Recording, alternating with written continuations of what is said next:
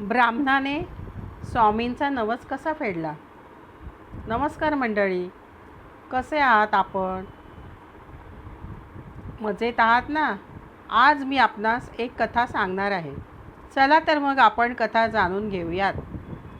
घाटावर गणेश नावाचा एक ब्राह्मण राहत होता. त्याचे लग्न होऊन अनेक वर्ष झाली तरीसुद्धा त्याला मूलबाळ होत नव्हते. म्हणून आशेने तो गाणगापूरला गेला होता आणि त्याने नृसिंह सरस्वतींना नवस केला की मला मुलगा झाला तर मी स्वतः गाणगापूरला येऊन माझ्या मुलाची मुंज करेन व तुमचा नवस फेडेन. तो ब्राह्मण दत्तभक्त होता. घरात तो नेहमी दत्ताची उपासना पूजा अर्चा करीत असे. त्याचा भक्तिभाव दत्तचरणी लागला होता.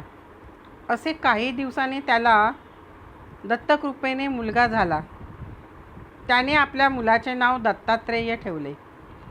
मुलगा जेव्हा 8 वर्षाचा झाला तेव्हा गणेश ब्राह्मण आपल्या कुटुंबाला घेऊन गाणगापूरला मुलाचा नवस फेडण्यासाठी व मुंज करावी अशा त्याने बेत ठरवला.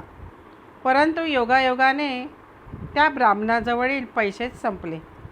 तो आता अक्कलकोटपर्यंत आला होता.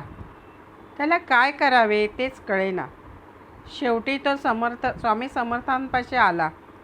त्यांना साष्टांग नमस्कार घातला आणि हात जोडून स्वामींना म्हणाला, स्वामी, मी गाणगापूरला नवस फेडण्यासाठी जात होतो, परंतु माझ्याजवळचे द्रव्य संपले. आता मी गाणगापूरला पोहोचणे शक्य नाही हो.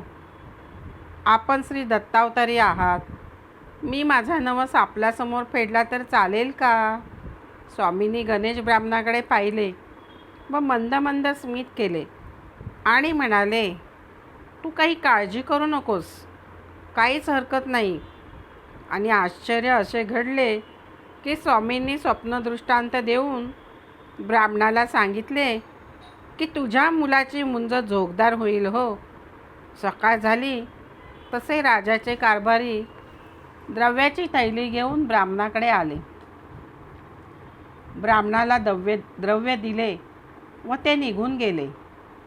ब्राह्मणाने त्या द्रव्याने स्वामींच्या साक्षीने मुलाची मुंज केली. स्वामींचे आशीर्वाद घेतले. संध्याकाळी जेव्हा स्वामींना भेटण्यासाठी व दर्शनासाठी गणेश ब्राह्मण गेला तेव्हा स्वामी म्हणाले, नवसाची सांगता झाली ना? तेव्हा ब्राह्मणाच्या डोळ्यातून आनंद अश्रूंच्या धारा वाहू लागल्या. ब्राह्मणाने आता असा निश्चय केला की घाटावर परत जायचेच नाही. स्वामी सेवा करीत अक्कलकोटलाच आयुष्य काढायचे. ब्राह्मण स्वामींना म्हणाला, स्वामी, आता आपले चरण मी काही सोडणार नाही. आपल्या नित्य सहवासात राहायची मला आज्ञा द्या.